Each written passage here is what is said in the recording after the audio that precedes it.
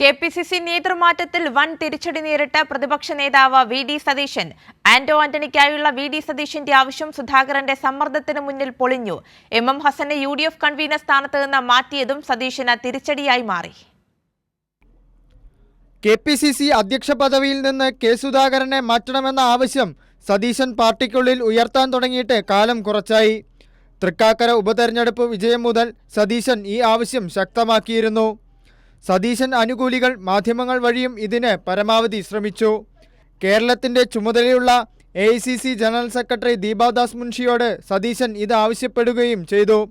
സുധാകരന് പകരം സതീശൻ മുന്നോട്ട് വെച്ച പേരാണ് ആന്റണി. ഈ പേരിലേക്ക് എ.ഐ.സി.സി നേതൃത്വം എത്തിയതോടെയാണ് സുധാകരൻ പൊട്ടിത്തെറിച്ചത്. സുധാകരന് പിന്തുണയുമായി ശശി തരൂരും രമേശ് ചെന്നിത്തലയും എ.കെ. ആന്റണിയും അടക്കമുള്ള മുതിർന്ന നേതാക്കളും അണിനിരന്നു. അവസാനം സുധാകരന്റെ സമ്മർദ്ദം വിജയിച്ചു. കെ. സുധാകരന്റെ അടുത്ത അനുയായി കൂടിയായ സണ്ണി ജോസഫ് കെ.പി.സി.സി അധ്യക്ഷനായി. കെ. സുധാകരനെ എ.ഐ.സി.സി നേതൃത്വം കേട്ടു. സുധാകരനെ എ.ഐ.സി.സി വർക്കിംഗ് കമ്മിറ്റിയിൽ ക്ഷണിതാവാക്കി. സതീശന് ഒപ്പം നിന്ന എം ഹസനെ അപ്രതീക്ഷിതമായി യു.ഡി.എഫ് കൺവീനർ സ്ഥാനത്ത് നിന്ന് മാറ്റി. ഹസനെ മാറ്റി അടൂർ പ്രകാശിനെ പദവിയിൽ എത്തിക്കുന്ന കാര്യം സതീശൻ അറിഞ്ഞതുപോലുമില്ല. വർക്കിംഗ് കമ്മിറ്റി പ്രസിഡന്റുമാരായി പുതിയ നേതാക്കളെ തിരഞ്ഞെടുത്തു.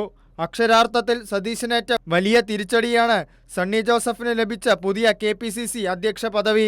മാത്രമല്ല, എ ഗ്രൂപ്പ് നേതാവായിട്ടും സതീശനൊപ്പം ചേർന്ന ഹസനെ മാറ്റിയതും സതീശന് വലിയ ക്ഷീണമായി മാറി.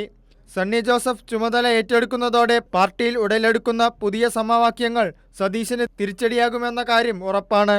മുതിർന്ന നേതാക്കളുടെ പിന്തുണയും ഗ്രൂപ്പുകളുടെ സഹകരണവും സണ്ണി ജോസഫിന് ലഭിച്ചാൽ സതീശന്റെ ഏകപക്ഷീയമായ നീക്കങ്ങൾക്ക് താൽക്കാലികമായെങ്കിലും വിരാമമാവും. കൈരളി ന്യൂസ്, തിരുവനന്തപുരം.